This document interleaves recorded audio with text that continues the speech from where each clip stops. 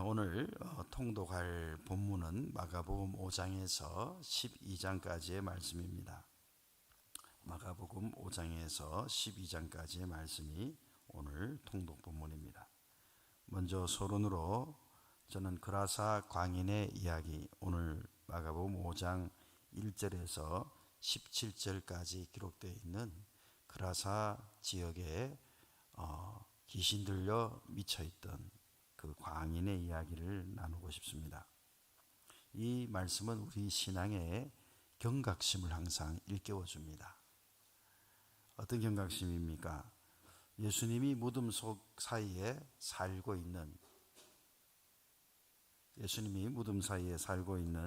귀신 들린 사람, 그라사의 광인, 그 광인은 쇠사슬을 끊을 수 있을 정도의 그런 엄청난 힘을 발휘하고, 그래서 그라사 지역 사람들이 아무도 그 광인을 제어할 수가 없었습니다.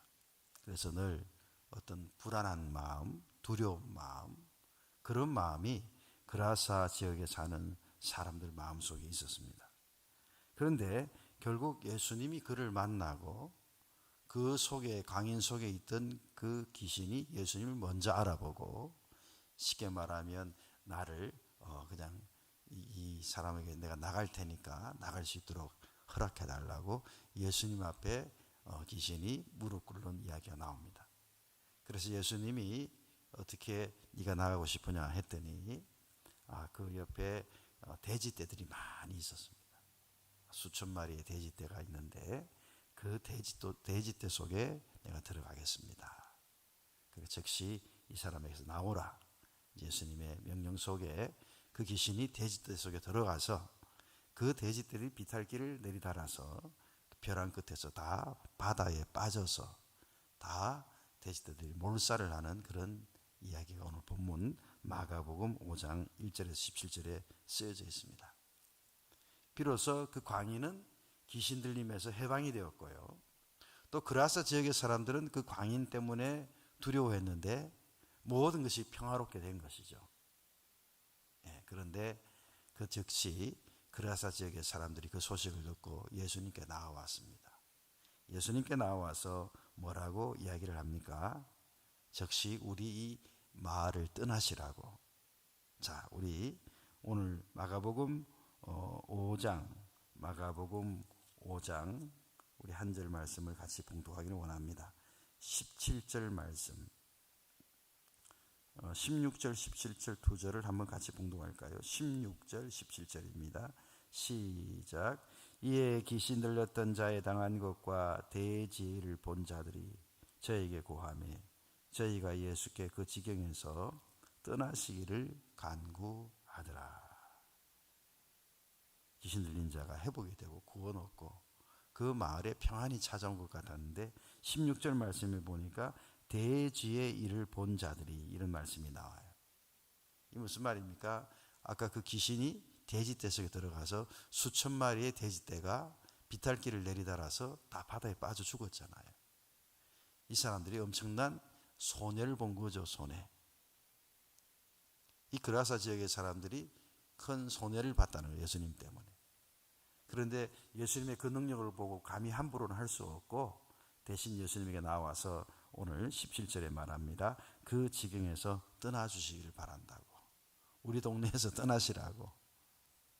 큰 손해를 본 이들이 그라사의 그 광인이 귀신이 나가고 회복된 것, 그리고 마을에 평화가 찾아온 것, 이것보다도 뭘 더 기이 여기는 것입니까? 내가 경제적으로 손해본 것을 더 기이 여기는 것입니다. 그걸 더 소중하게 여기는 것이고 그것을 더 아파하는 것입니다.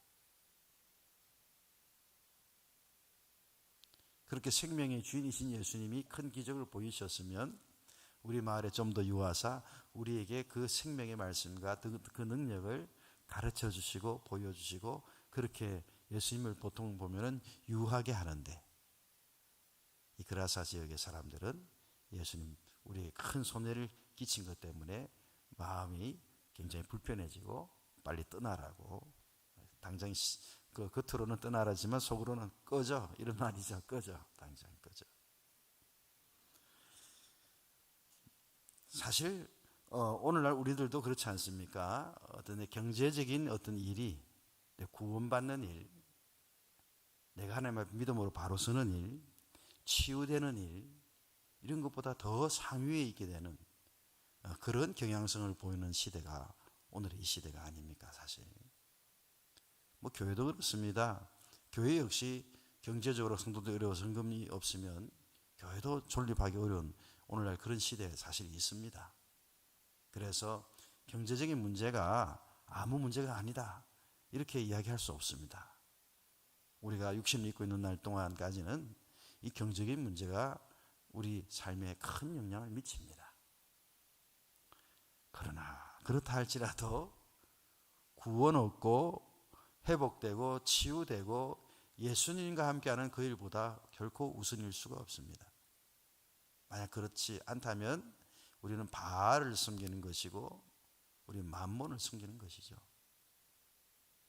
그런데 오늘 본문을 가만히 들여다보면 그라사 지역에도 이런 구원이 임했고 치유가 임했는데 왜 이들이 이렇게 했나 생각해 보면 이미 그들은 하나님 말씀을 가볍게 여기던 사람들이었습니다. 왜냐하면 구약의 정부정법에 의하면 돼지를 키우거나 또 돼지를 먹는 일은 유대인들의 말씀의 규례에 의하면, 정부정법에 의하면 사실은 그것은 부정한 것이죠. 물론 이 지역이 이제 쉽게 말하면 유대 핵심 지역이 아닙니다. 이것은 갈릴리 바다 건너편이니까 유대의 사마리아에 벗어나 있는 그 지역, 그러니까 핵심 유대 지역은 사실은 아닙니다. 그래서 율법에 자유롭게끔 자기들이 많은 돼지를 키웠는지도 모르겠습니다. 그렇지만 하나님 말씀에 의한 율법에 의하면 이 당시 율법으로는 돼지를 키우거나 돼지를 또 식용으로 먹거나 이것은 다 율법 없는 사람들이 하는 하나님 명령을 어기는 일이 되기 때문에 어찌 보면 그라사 지역의 이 사람들은 하나님 말씀, 율법 그것보다 내게 경제적으로 어떤 이익을 주느냐, 이것이 사실은 더 중요한 문제였던 거죠. 그래요. 이것이 이제 오늘날 이 시대를 살아가는 우리에게도 동일한 영향을 미치는 경제적인 문제이긴 합니다만 오늘 그라사의 광인이 귀신이 쫓겨나가고 치유되고 구원이 나타나고 평안이 임하는 이것, 또한 예수님이 함께 하시고 예수님이 능력으로 역사하시는 이것이 그 무엇보다도 저와 여러분의 삶에 우선에 있게 되시기를 주님의 이름으로 축복합니다. 자, 오늘 마가복음 5장에서 12장의 그 대체적인 내용을 보면은 오늘 그라사 광인의 이야기를 비롯해서 해당장 야율의 딸과 그 죽음, 그리고 우리가 아는 달리다쿰 소녀 일어나라 하는 달리다쿰의 이야기가 오늘 5장에 나오고 6장에 고향에서 배척을 받으신 예수님의 이야기와 이제 12 제자들을 능력 전도로서 예수님이 파송하는 12 제자들을 둘씩 파송하시는 이야기가 나옵니다. 그래서 둘씩 보내시며 들어온 귀신을 제어하는 권세를 주시고 이런 말씀이 나옵니다. 그리고 세례 요한의 죽음이 나오고요. 오병이어의 기적, 무리를 그르시는 이야기가 마가복음 6장에 등장합니다. 그리고 마가복음 7장에 장로들의 유전을 지키는 것과 하나님의 계명을 지키는 것 중에 어느 것이 더 중요한가에 대해 이야기를 하시고 우리가 또 잘 아는 수르보니게 여인 그 딸을 고쳐주십니다. 개들도 주인의 상에 떨어지는 부스러기를 먹나이다, 그 이야기죠. 그리고 에바다, 벙어리 되고 귀가 들리지 않는 그 사람을 예수님이 만나서 에바다 열려라 이렇게 해서 고쳐주시는 기적이 나타나고 8장에는 칠병이의 기적과 바리새인과 헤롯의 누룩을 주의하라는 말씀이 나오죠. 그리고 베드로의 고백, 주는 그리스도시요 살아계신 하나님의 아들입니다. 내용이 8장의 내용이랍니다. 9장에 변화산에 오르신 예수님, 그리고 엘리야와 모세가 나타나서 예수님과 대화하는 그런 내용이 나오죠. 그리고 예수님께서 말씀하신 그 산에서 내려오셨는데 제자들이 그 귀신 들린 아이를 고치지 못했을 때 그 아이에게서 귀신이 떠나가게 하시고 기도 외에는 이런 유가 나올 수 없다 하고 기도의 중요성을 말씀하셨습니다.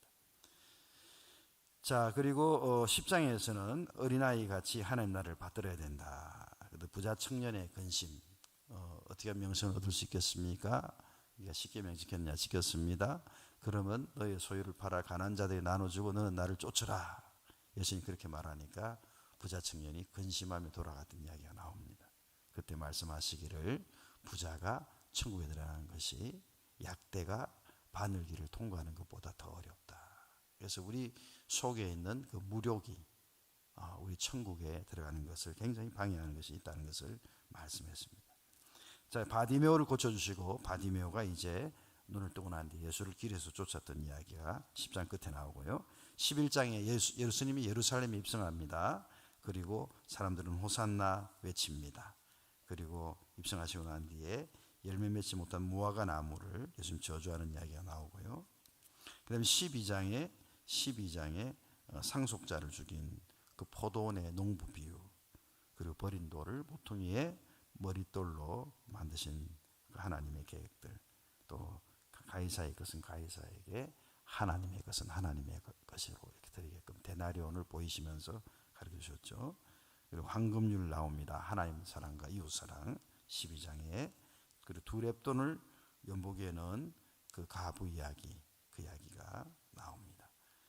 12장 지나고 이제 우리가 마가복음이 16장까지 있는데 마가복음 그리고 예수님이 십자가에 달린 이야기로 이제 그 뒤에 부활하신 이야기 이렇게 등장하게 되겠습니다. 오늘 두 가지 나눔을 갖도록 하겠습니다. 첫 번째 나눔의 제목은요, 에바다의 기적입니다. 에바다의 기적. 에바다, 열려라는 뜻이죠. 열려라. 에바다. 마가복음 7장에 보면, 오늘 마가복음 7장에 보면 33절에서 35절 바로 그 말씀이 나오는데요. 우리 마가복음 7장 33절에서 35절을 봉독하겠습니다. 다 함께 마가복음 7장 33절에서 35절을 봉독할까요? 예수께서 그 사람을 따로 데리고 무리를 떠나사 손가락을 그의 양귀에 넣고 침뱉어 그의 혀에 손을 대시며 하늘을 우러러 탄식하시며 그에게 이르시되 에바다 하시니 이는 열리라는 뜻이라. 그의 귀가 열리고 혀에 맺힌 것이 곧 풀려 말이 분명하더라. 오늘 본문에 등장한 이야기와 같이 기 먹고 어눌한 자, 기가 먹고 말이 이렇게 어눌한 사람, 거의 뭐 반벙어리라 할 수 있고 반 기먹으리라 할 수 있겠습니다. 반이 아니죠. 기는 완전히 먹고 입은 반벙어리에 가까운 그 사람을 만났습니다. 그리고 에바다라고 닫혀있던 것이 열리라. 이 에바다는 이제 아람어인데요. 아람어로 에바다 하니까 닫힌 것이 열리는 그런 역사가 나타났습니다. 우리 인생 가운데도 그럴 때가 많지 않습니까? 기머거리, 벙어리 이게 문제가 아니라 삶에 여러 가지 문제가 막혀 있고 닫혀 있고 이럴 때 에바다 열리면 얼마나 좋겠습니까? 그죠? 그래서 오늘 좀 말씀 묵상해 보면 그 열리게 된 에바다의 기적이 어떻게 일어났는가, 그것을 말씀을 통해서 확인해 볼 수 있죠. 그 에바다의 기적은 어디에서 일어난 것입니까? 바로 예수님을 만난 데서부터 기적이 시작된 것 아닙니까? 그죠? 예수님을 만나야 에바다의 기적이 일어나더라는 것입니다. 물론 어떤 어려운 문제를 당해서 우리가 어떤 필요한 사람도 만나고 도와줄 사람도 만나고 막 이렇게 해야 되는 일도 물론 있겠지만 먼저 예수님을 다시 만나야겠다 하고 여러분 예수님 앞에 엎드려야겠다 하고 마음에 한번 결단해 보시기 바랍니다. 그때 이제 에바다의 기적이 시작된 거 아닙니까? 또 에바다의 기적이 어떻게 그렇게 나타났느냐, 어떻게 열리게 됐느냐. 오늘 본문 보니까 양귀에 손을 넣으시고 또 침을 뱉어 그것을 가지고 그의 혀에 손을 대셨다. 예수님이 만지셔야 됐다는 거죠. 예수님이 직접 만져주셨다. 만날 뿐 아니라 예수님이 직접 만져주셨다는 거죠. 만져주셨다. 우리가 좀 더 깊은 영적인 생활을 통해서 예수님이 말씀으로 때로는 성령으로 나를 직접 만져주시는 그러한 영적 깊이의 생활이 들어가게 되면 영통하면 인통하고 또 인통해서 물통하는 그런 에바다의 기적이 열리게 될 줄로 믿습니다. 우리 신앙생활 가운데 근본으로 돌아가는 일이 그렇게 중요해요. 왜? 영적으로 하나님과 교통되어지는. 그래서 예수님 나를 만져주시는 그런 기도 중에 응답이나 성령의 체험이 있다 보면 그 다음에 문제는 자동적으로 에바다로 열리게 되는 줄로 믿으시기를 축원합니다. 그리고 오늘 다시 하나 더 붙이면 30절 말씀을 보면은요, 이 에바다의 기적이 어떻게 또 일어났는가 봤더니 예수께서 33절입니다. 33절. 예수께서 그 사람을 따로 데리고 무리를 떠났다 그랬어요. 어떤 좀 이렇게 개팍한 분은 예수님이 이거 혹시 에바다 했을 때 이 사람이 입이 열리고 귀가 열리지 않을까봐, 사람들이 혹시 그 실수를 볼까봐 두려워서 따로 데리고 떠났다, 이렇게 주장하는 사람도 있지만 그것은 괜한 이야기고요. 예, 그 사람을 따로 데리고 무리를 떠나서 이 일을 했다. 따로 만났다. 따로 만났다. 그래서 우리도 때로 신앙생활 가운데, 인생살이 가운데 막혀있고 어려울 때 따로 예수님을 만날 수 있는 시간, 그런 장소가 필요한 거예요. 그렇죠? 흔히 말하는 작심기도라, 작정기도 같은 거 있잖아요. 작정기도.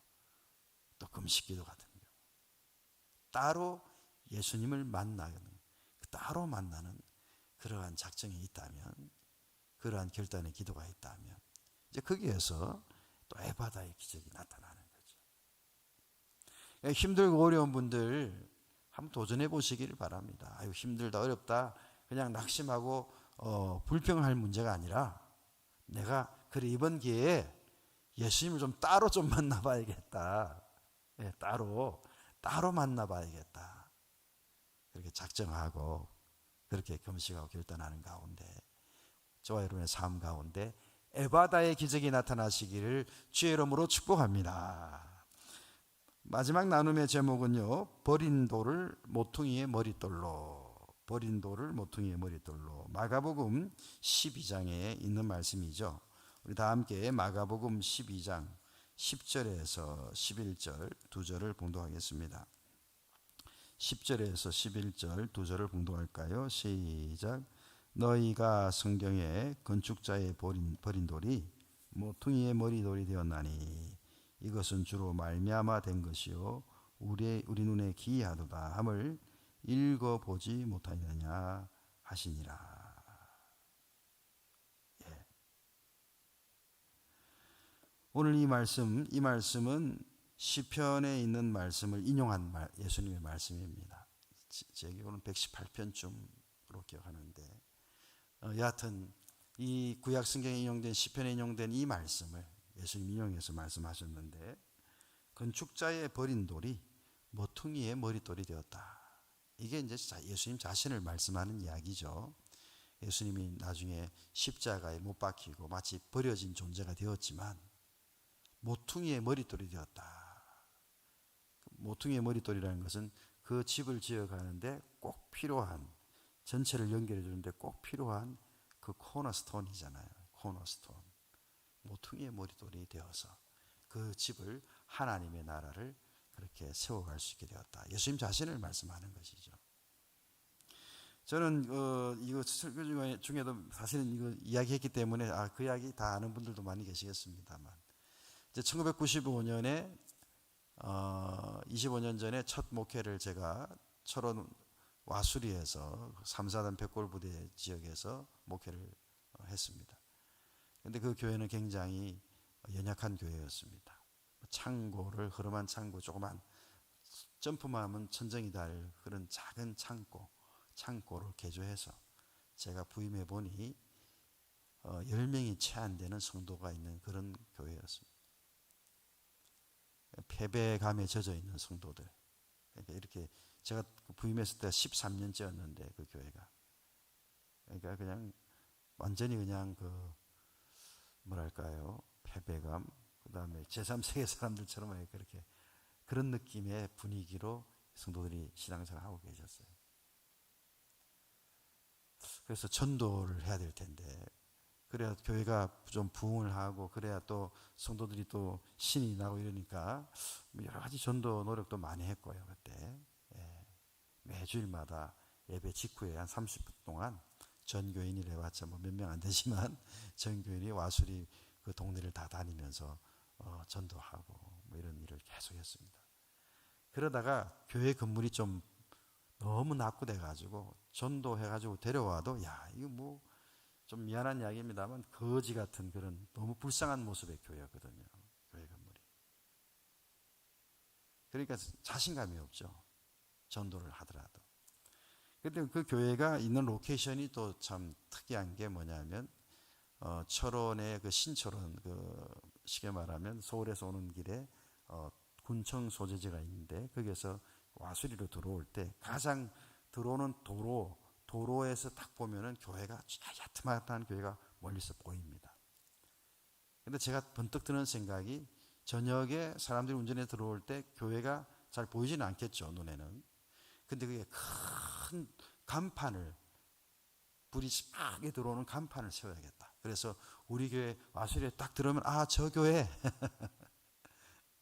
쓰러져 가는 교회가 아니라 우리 교회가 와수리라는 그 동네에 여러 교회가 있지만 이정표가 되는 교회가 돼야겠다. 심볼이 되는 교회가 돼야겠다. 그래가지고 큰 간판을 제작해서 불을 넣어가지고 밤에 그것을 켜두게 하는 겁니다. 그래서 차를 몰고 밤에 들어오면 그 동네 그 와수리 제법 크거든요. 제법 큰데 그 입구에 딱 그게 눈에 띄게끔 아, 저 교회. 그 글자를 크게 세웠죠. 큰 글자를 세웠는데 그 글자가 뭐냐? 내용이 뭐냐? 버린 돌을 모퉁이의 머릿돌로 은혜교회. 그렇게 글자를 크게. 그래서 누구든지 내가 버린 돌 같아. 이런 어떤 사람이 우리 교회를 바라보면 아, 머릿돌이 될 수 있겠구나. 그래도 이런 마음에 위로와 확신을 갖도록 그렇게 이정표가 되게끔 크게 붙여놨죠. 그래서 밤에 불을 넣어가지고 뒤에 파나플렉스라는 걸 이용 시트지를 사용해서 그 안에 작업을 해가지고 했습니다.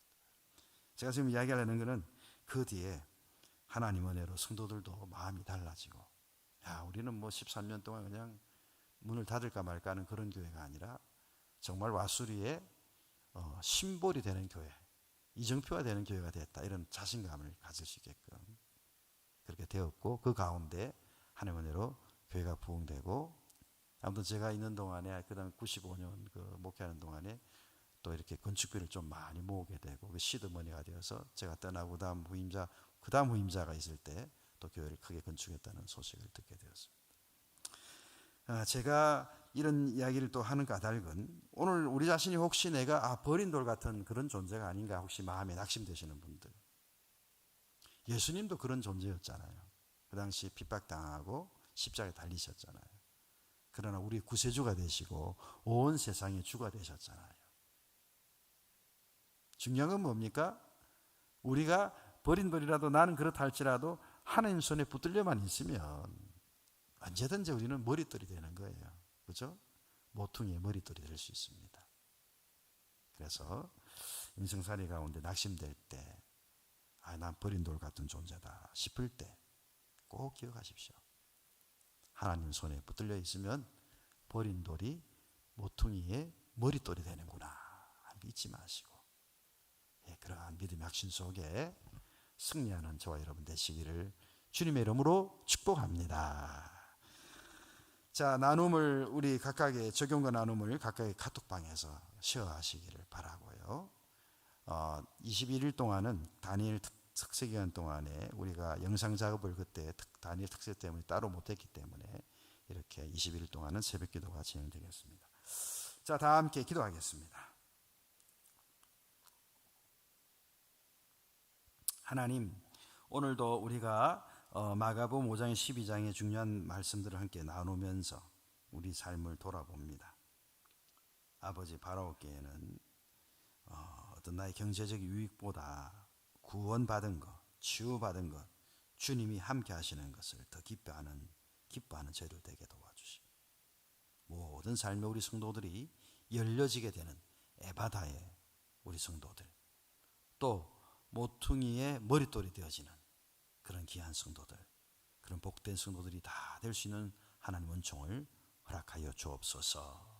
믿사옵고 예수님의 이름으로 간절히 기도 올리옵나이다. 아멘. 하늘에 계신 우리 아버지여 이름이 거룩히 여김을 받으시오며 나라의 마옵시며 뜻이 하늘에서 이룬 것 같이 땅에서도 이루어지이다. 오늘날 우리에게 일용할 양식을 주옵시고 우리가 우리에게 죄의 전자를 사하여 준 것 같이 우리 죄를 사하여 주옵시고 우리를 시험에 들게 하지 마옵시고 다만 악에서 구하옵소서.